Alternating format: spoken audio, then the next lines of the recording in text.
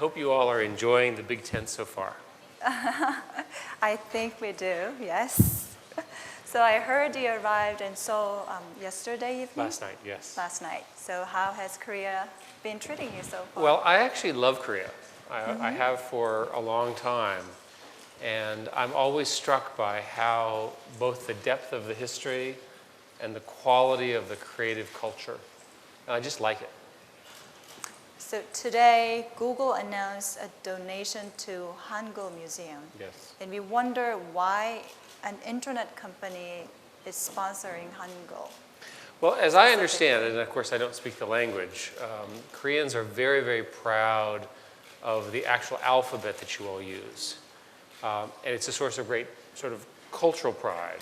But there's another reason why that alphabet's important. Because it has 28 or so characters, you can type very fast in it. And that makes you digital leaders because of your alphabet. So it's a nice alignment of our interest in supporting creativity, local culture, and getting people around the world to know this, and the fact that you all are digital experts. 먼저 잠깐 말씀을 드렸었어야 될 것 같은데 한글 뮤지엄이라는데 오늘 아침에 기사를 아마 찾아보시면 아실 텐데 이렇게 뭔가 새로운 기부를 또 구글 쪽에서 하셨거든요. 그 얘기를 방금 나눴습니다. And you've been to Korea several times already, Yes. right? What keeps you coming back here? Well, let's start with the fact that I actually like Korea, as I said. We have very important partnerships in Korea. I think it's well understood that Android is now the #1 phone in the world, operating system in the world, and that is for many reasons, but includes the incredible role of our partnerships with LG and Samsung, for example, with others coming along. We also have a very significant engineering presence here in Seoul because the engineers here are very good, and of course our revenue is now beginning to grow. And I should not forget the contribution of YouTube and YouTube viewers and so forth, not just in Korea, but around the world. Well, great. We hope to see you more often in Korea. And as an interviewer, last night before I went to bed, I thought to myself that just the thought of interviewing you is not only thrilling, but also very challenging, since you have had like a lot of interviews to date. However, we only have like 45 minutes today. We have lots and lots of things to ask you. Sure. But we do have a specific theme today, which is the Korean culture and the internet. So let me start with this question. What does internet culture mean to you? Well, a little bit of the background is that the internet was developed, 30 or 40 years ago without any particular idea in mind. And over the last 20 years, the broad spread of the internet has changed the world in many, many ways. My colleague Jared Cohen and I wrote a book that has come out here which talks about the impact of the internet and the future benefits and some of the concerns.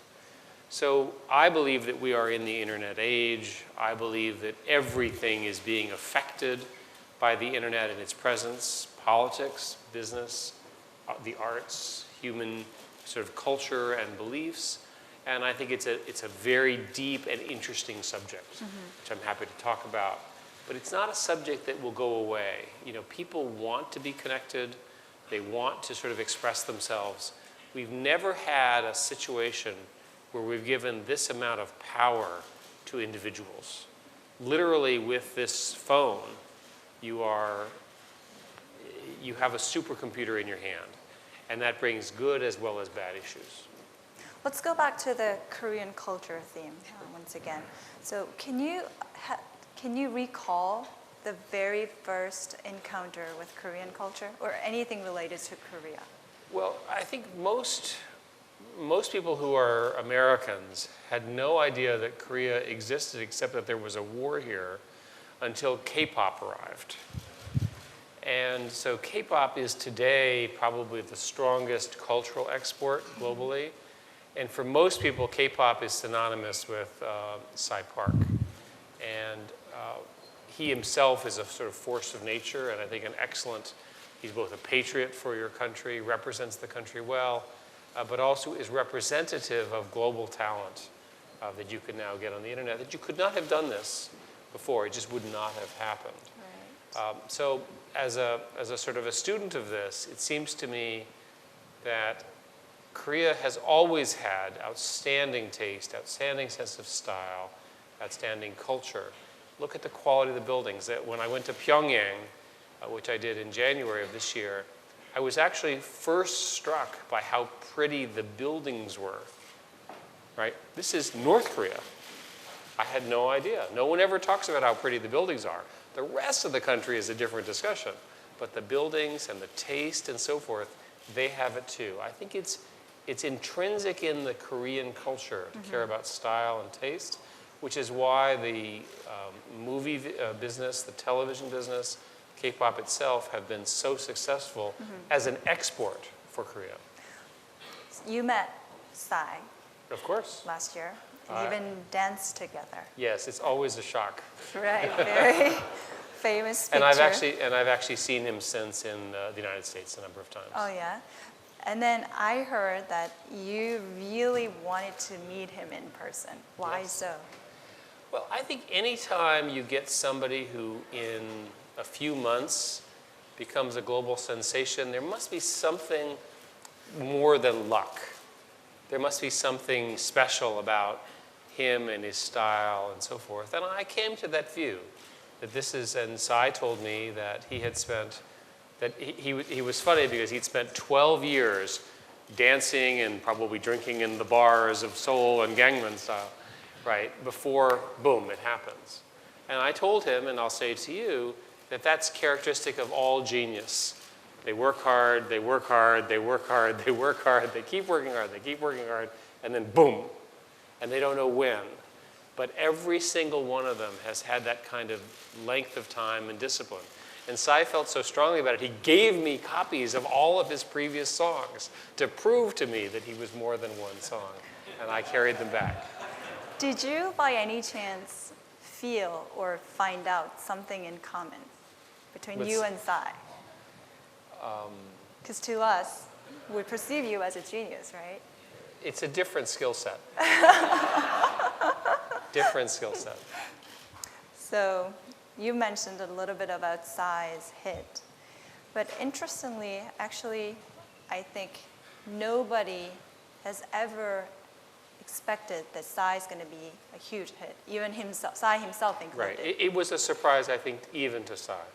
So if we ask you, what do you think led to Psy's success? Then, Well, what we know on the internet is that we will have many new great geniuses of everything discovered.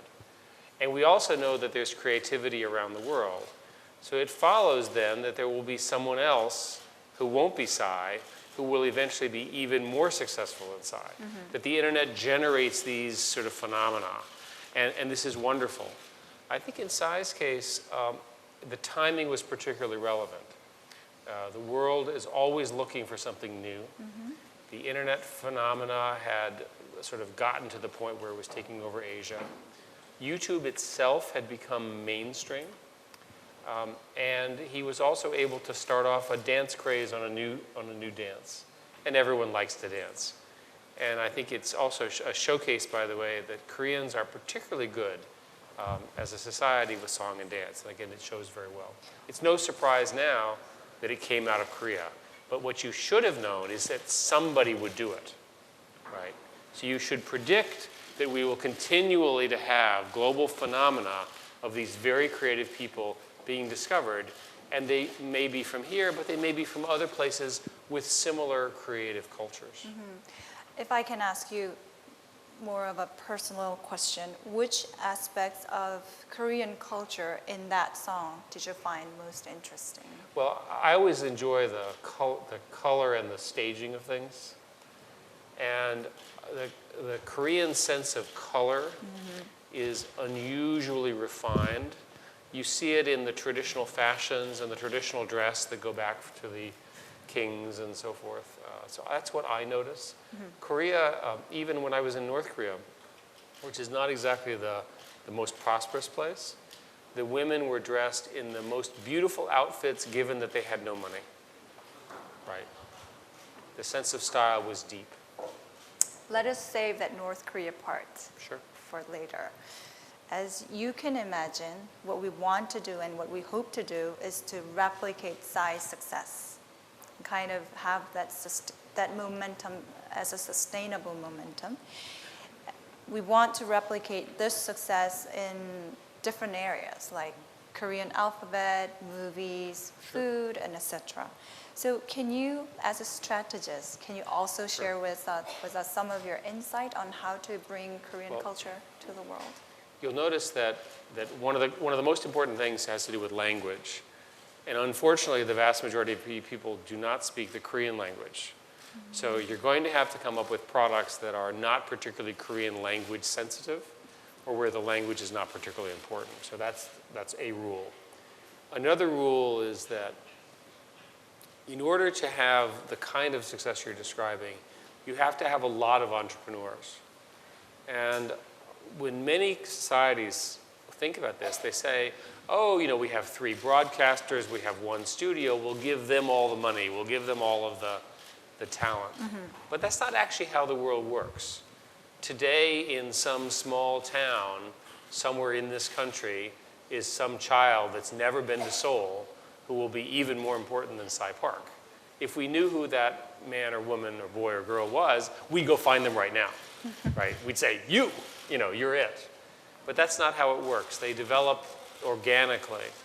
It's important that the system be able to capture this young talent, right? It's important that they break out early. If you look in the music industry, typically people often break out in their late teens, right? That the talent is there. It's apparent from very early. So somebody at my age is not going to develop this talent, overnight for sure, if ever. And so I think a strategy which is perhaps not so Korean of establishing a systematic strategy where you encourage as many choices and let the market decide is probably a better one. If we may get a little bit more specific, let's say you are the CEO, you are the CEO of the Korea, an entertainment mogul. What would you do? First place, this question is being asked by every entertainment person in the world. How do I replicate Cy Park's success? Yes. And glad to hear that. It's no different from, I'll give you an example. In the 1980s, we looked at the problem, as a computer scientist, we looked at the problem of internet connectivity. And it took someone working at CERN, who was not part of our tribe, if you will, to invent the World Wide Web, right? So even we, who spend all day talking about innovation and so forth, even we did not see it. It took an outsider. And so I think that as a CEO in the entertainment industry, what I would do is I would have some way of spotting the talent and signing it fast, right? One way to do that is the way of developing it, literally getting very young people and signing them into their system. This is how the Hollywood studio system works. This is how Motown worked with Berry Gordy. There are some companies that attempt to do this here successfully in Korea as well. So one would be to try to develop and own the talent. Another would simply be to try to have really smart people who can identify the talent and then become their friends and invest in them. That's the venture model. But ultimately, it has to do with this sort of very indescribable sense of where is style going. And in that sense, it's chasing magic. One of the things about culture is that the cool people want to know first. They want to be able to show off to their uncool friends that they're cool. So you have to figure out a way to get to the cool people and get them excited about what you're doing, and then they'll spread the world. I see. So I was actually doing some of the research, preparing for this interview, and then I was quite shocked and surprised and impressed by what you said. I got this information through McKinsey Quarterly in 2008. And what you predicted at that time, like 5 years ago, you predicted this emergence of this type of global, let's say, online superstar. and. So, well, regarding that internet culture, again, how do you envision the future at this moment?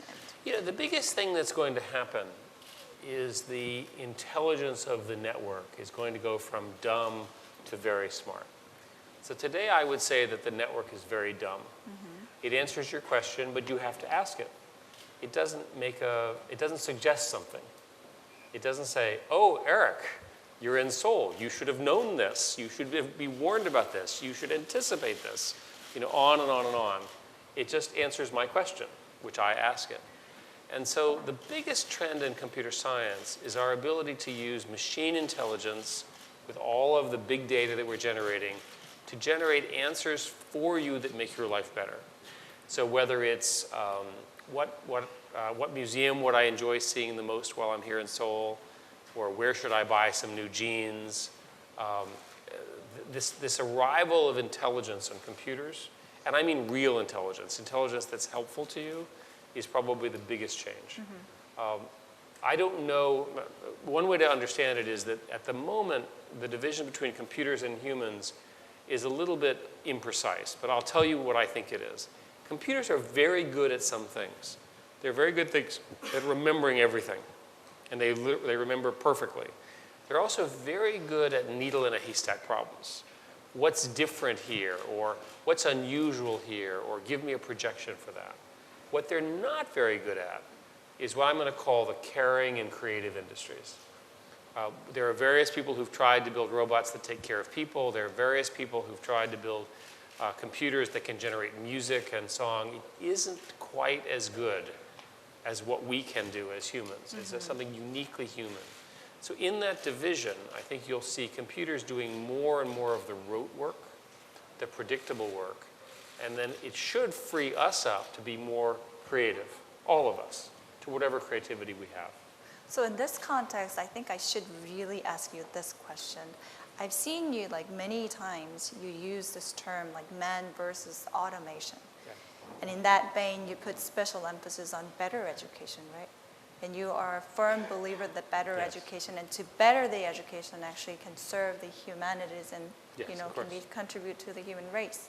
Can we also talk a little bit Well, about that let's put it in the context of Korea. This country 50 years ago after the war was largely agrarian and quickly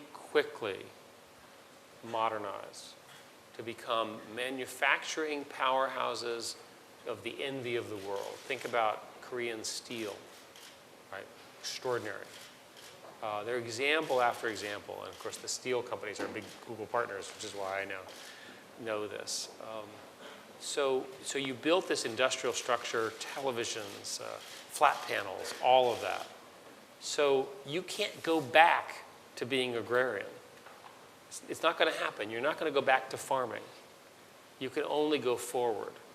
So as computers and automation makes you more productive, the only choice you have is to be better educated, to invest more in technology, to try to build more global businesses. You can't go back. Now, by the way, this is an easy message for Korea. It's a harder message to make in America. But again, in America, 95% of Americans in 1900 were on the farm. Today, 3% are. America can't go back to farming and essentially high-volume, low-cost manufacturing. Those jobs have now moved to Asia, primarily China, and then eventually Southeast Asia as they move away from China. And they've long gone from Korea. We used to say that the way the technology worked is that the technology would be invented in America. It would be actually built and deployed in specialized volume in Korea. And once it was fully understood, it would be made in huge volume in China. Right? That's an oversimplification. But if that's true, then where do you all go? The only choice you have is better education, better automation, inventing new things. Otherwise, the country's growth rate will slow, people will become unhappy, and it'll be some serious issues. Going back to the question about your prediction of the emergence of the global online star, I just wonder, how do you predict something like that? Like if someone asks you, what is your thinking process? when you predict something to happen in the future? Well, I think in technology and in science, most of the predictions turn out to be true. When 20 years ago, if you go back and look at the speeches that I and others give, we talked about the emergence of what you would think of today as desktops, mobile phones, and cloud computing as we know it. We didn't understand that we would need a Google and a Facebook and so forth. But we did understand that people wanted to be connected, right? And that there would be new forms and new innovations. And I remember 20 years ago saying that there will be even larger companies built than the companies at the time. Netscape, when it went out, and at the high point of Netscape valuation, it was a $10 billion corporation in value, right? Those numbers are tiny compared to the valuations of Twitter, Facebook, Google, and so forth today. So it gives you a sense that you can predict it. And I think we don't necessarily know what people will do with this new information. That's, I think, the creative side. Maybe there will be great companies in Korea that do this. But what we do know is the computerization, the connectivity and the computerization will make everybody much smarter with a lot of implications. Have you ever predicted incorrectly? Oh, all the time. In fact, I almost always am wrong about the specifics. And what did you learn from it? To only make long-term predictions. It's very hard in the short term because there's so many variables and it's so easy to say, oh, that was right. But the underlying trend of does anyone here believe that the internet will stop? Does anyone here believe that the rest of the world doesn't want to get connected to the internet? Nobody believes that. Everyone believes. So here are the rough numbers. There are roughly 2.3 billion people connected to the internet. There's roughly 7+ billion around the world. So that means we're not even halfway to connecting. Furthermore, the majority of those people are in countries which are autocracies. They're not democracies like Korea, South Korea, and America. And so there'll be all sorts of problems working with the governments, trying to get people empowered, dealing with dissent, and so forth. So your prediction in your book and elsewhere is that the entire world will be connected by 2020.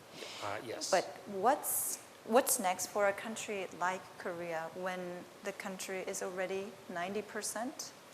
Well, I believe you're the world leader in connectivity, so congratulations.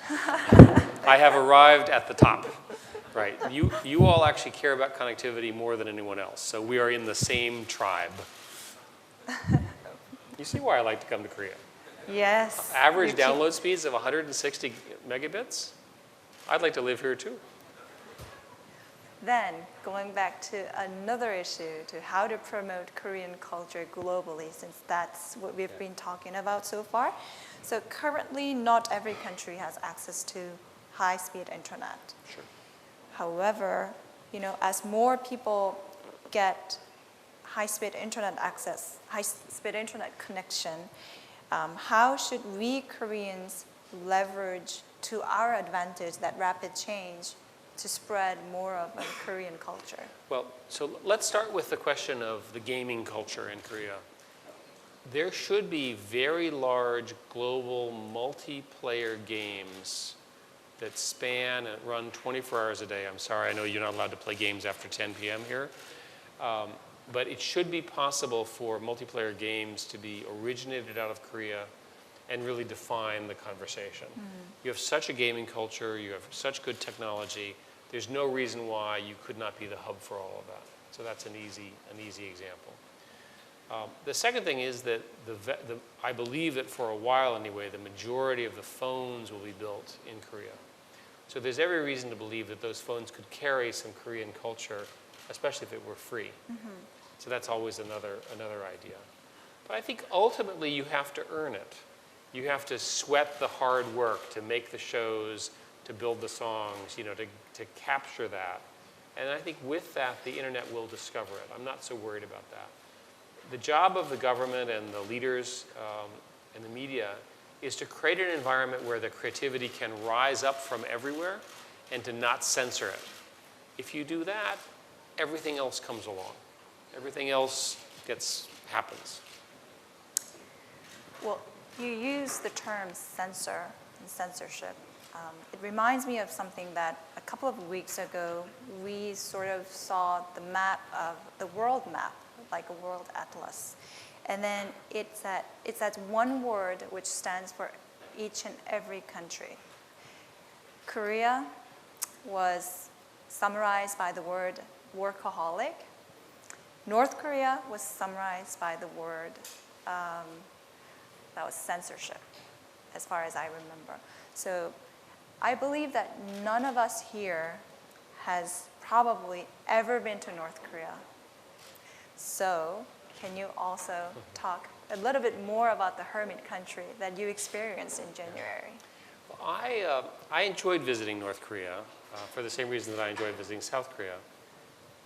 And there were a number of things I would say about it. The first is that Jared and I and my daughter went to try to convince the government to open the internet at least a little bit.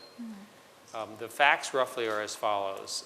There's no internet connectivity to speak of inside the country except in the government ministries. Certain universities have access to the internet. However, the sites that they visit are logged, literally down to the page. And if you're using the internet, you have to do it with someone else. You're not allowed to do it by yourself. So it's very much a secretive culture. Right. And I think the concern, I'm not trying to make it up, I think the concern is that if the citizens of the country were to know how much better things are everywhere else, it would destabilize the country. And I assume that that's why they don't allow this. They also do other bizarre things. Although they have televisions, you're only allowed to tune to 2 stations. One station played the leader's yearly speech over and over again. North Koreans are required to memorize that speech word for word. I did not. And the second channel plays very catchy patriotic music with young people from North Korea. So those are the 2 television stations. My daughter wrote a blog about being in Korea, which you can read. Her name is Sophie. It'll show up as in Google as her #1 ranking. And she describes the view of North Korea from a young person's perspective. And she noticed, for example, that there was no portable music. There were no iPods. And again, that might be used to spread information. To be more serious for a minute, it was bitter cold. I think North Korea is more cold than South Korea. And I did not understand how destabilizing cold could be. When we get to the first meeting, a beautiful building, as I mentioned, great architecture there. They said, keep your jacket on. And our meeting with the appropriate government dignitaries was held in frigid weather, to the point where we're shaking. And my heart went out. We were talking about, there's an American of Korean descent who's in one of the prison camps there. And I thought how difficult and how unpleasant the life of those people must be. If we don't have any heat, I can imagine that they would not have any heat either. So I don't want to make excuses for the government. I think it's fair to say that this is a government that has managed to survive a lengthy famine, and they're still in power. So I think they're going to be there for a while. It would be better for the citizens of North Korea, and in my view, the government, to open up at least access to information. So what do you think that the internet will affect the 2 Korea issues? Do you think the internet will help facilitate the reunification process? Well, I was told by the North Koreans, I say that with a grain of salt, I was told by the North Koreans that the 2 Koreas have agreed to merge, but they haven't agreed which government gets to be in charge. Okay. That's what they told me. You can tell me if that's true. So there has been an agreement on this matter. So it seems to me that it's in everyone's interest to have more communications between the 2 Koreas. I think it's humanitarian. There's a great deal of suffering there. The South Koreans that are attempting to help their fellow Korean citizens with food aid and fuel and so forth, I encourage all of that. But the most important thing is to begin the process of communication between the 2. It's a very, very closed-off country. I don't think it serves them or anyone else to be so closed. And I think that the peninsula will be safer. the citizens will be happier. Their government has a better chance of success, right? If they are more open, if they're more open to new ideas and to economics. They're a very, very, very poor country compared to a very, very rich South Korea. And I think it affects the people. It's really a problem. Well, thanks so much for sharing your experience in North Korea. So we're going to leave the North Korea cold region and we'll go to the warm and hot region, which is California. You seem to be a big fan of Korean culture. And on the other hand, Koreans are admirer of Silicon Valley culture where you're from. What do you think we can learn from each other? Well, let us contrast the Silicon Valley culture and the, we'll just say Korean culture. Please. So the Korean culture tends to be, and I'm sorry if I'm offensive, but I'll try to be blunt, more hierarchical, more patriarchal, and more central planning oriented. I think that has served South Korea well. I think it has to change. I think it's important that Korea include more women in the workforce. You have tremendous assets of women here in this country in terms of their talent. They need to be more welcome in the workplace and so forth, and all of that. The country is relatively top-down. Much of creativity is bottomed up. So the new leaders here in the room should acknowledge that maybe you don't have all the right answers. Maybe the ideas come from someone else and then you say, great idea. You know, in other words, you take on their idea as your own. And I think there's a certain amount of entrepreneurship which involves failure. It's important to be able to fail and to fail with dignity. In California, people fail all the time and immediately they get snapped up for a higher paying job. The badge of failure is a badge of learning. And learning is important because these systems change over and over and over again. I think all of those are the inclusion of women, the changing of the culture to be more, if you will, flexible and entrepreneurial, are easily attained here in Korea. I don't see a problem at all, and I think it would be good for South Korea as well. Mm-hmm. Thank you very much for being so candid. So we're given 45 minutes to talk with you, and time. We have 10 minutes left now. So let me wrap this up by asking you some personal questions. In fact, I gathered all these questions from all around the world using internet and Gmail. And it includes, so we wonder whether you have ever been nostalgic about the non-internet era. That's sort of like going back and saying, I really wish I was alive 200 years ago. And then I want you to imagine dentistry, okay, 200 years ago. So I think that the internet has been almost a complete benefit to all of us. And I would say that the most important thing about the internet is to learn how to turn off your phone during dinner. Now, if you can't turn off your phone during dinner, you have a problem. You can leave it on all night, all day, but try to turn off your phone for dinner. And again, that may be very difficult. It's hard for me, as a story, to get to North Korea. You go in from Beijing. And so Jared and my daughter and a few others and I, we had to leave our phones in China. So my daughter says, have your fingers stopped twitching yet? So for a few hours, we were all sort of nervous. And then we realized it was like going back in time. And there were 7 of us, and we traveled for 3 days. And we had the most wonderful time. We had great friendships, we had nice dinners, and so forth. We had no idea what was going on. The moment we landed back in Beijing, that bastion of openness, we turned on our devices and we momently went back to our previous behavior. So I would say that it's useful to be nostalgic, but it's also to understand how incredibly powerful the internet has made us in a good way. And I would never want to go back. Also, a little bit of a loaded question, but what matters to you most?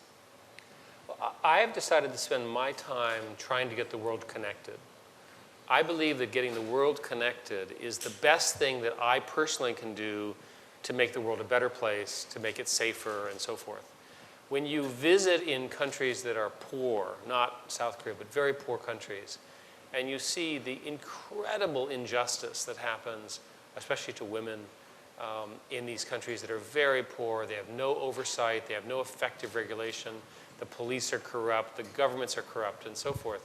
When the internet arrives and when the mobile devices arrive, things get cleaned up. They become more efficient. They have more business opportunities. So for me, that's the best use of my time for the remaining time I'm on the earth. And it will take that long because we'll get another few billion, but then we'll have the hard cases. And there will be hard cases, North Korea being one, but there will be others as well. I went to Burma with Jared as well. Burma has effectively no internet connectivity. It was ring-fenced by the junta, by the military government, and shut off from the world for 50 years. It will take a long time for Burma, Myanmar, to get as connected as South Korea. So for them, that's a life-changing event. One of the dissidents who had been imprisoned by the generals for 18 months, and he described the conditions of his imprisonment as in a horrific way. I cannot imagine what he went through, and I'm sure it was true. Said that it's very important that we have the internet in our country, because without the internet, our children will be blind as we are. And it was a very profound statement, I think, from him. Mm-hmm. And that it represents the hope of many, many people. I think it's a good thing for all of us who care about the world to work on. And again, there are many Korean companies who are helping make that happen. Well, I have two more questions to ask. So it's about how you see the talented people and what kind of talent you sort of want from people. What do you look for when you are hiring people? The best way to think about employees is think of them not as workers, but rather as colleagues who are clever. So the test that we always apply is the Los Angeles airport test.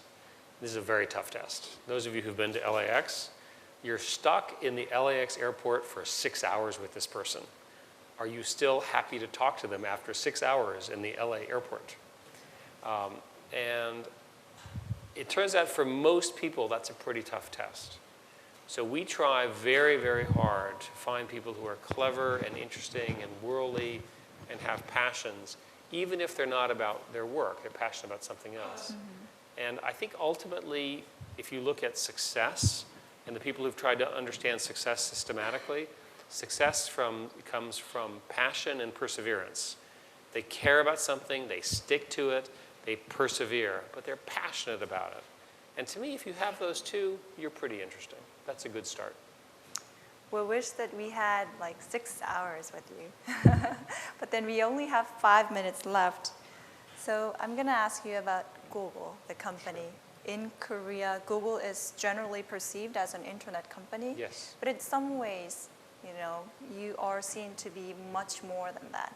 So how can you describe Google? What is Google? Well, Google is many, many things. Google is an internet search engine. Google is an advertising network. It's a place where you can keep your information with our Google Docs and enterprise product. We have a lot of enterprise customers here. It's YouTube. It's obviously the Android platform. It's Chrome. I need to do a short ad about Chrome. If you care about security, you should use Chrome. If you care about speed, you should use Chrome. And if you care about price, you should use Chrome because it's free. So if there's anything I ask you to do, please use Chrome in everything you're doing because you'll basically be happier. So I think Google is an example of an innovator in the internet. There are other great companies as well doing that. And I think that our contribution is building an important piece of the internet for all of us to enjoy the benefit of the internet. Mm-hmm. Actually, I was about to ask you, what kind of legacy you want to inherit or pass down to the next generation. And I think you've already answered to that question, right?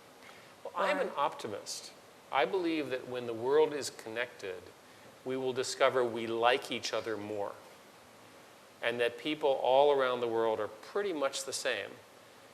It's very easy, given the history of the globe. We all started off as sort of tribal genetic fighting of one kind or another. But the world is now a very small place, and the interconnectedness means that we're even more dependent upon each other. So I'm one of these people who believes that as we get connected, there's a greater sense of shared well-being, the importance of taking care of each other, the importance of taking advantage of the greatness of human beings. One of the things that I hope is that with the arrival of computerization and the arrival of the internet and the kinds of things that we're talking about, that creates an opportunity for us to understand what makes us truly human, right? Caring, compassion, creativity, things which are difficult for computers to do, maybe certainly not for a long time, be possible. Let's go back to focusing on what's great about being human and let computers do what computers do extremely well and get connected in the process. Well, thank you so much for joining us today. Well, thank you. And thank you all, by the way, for coming to the Big Tent. I hope you've enjoyed the entire afternoon and all the things that we've been doing. Everyone, hands up.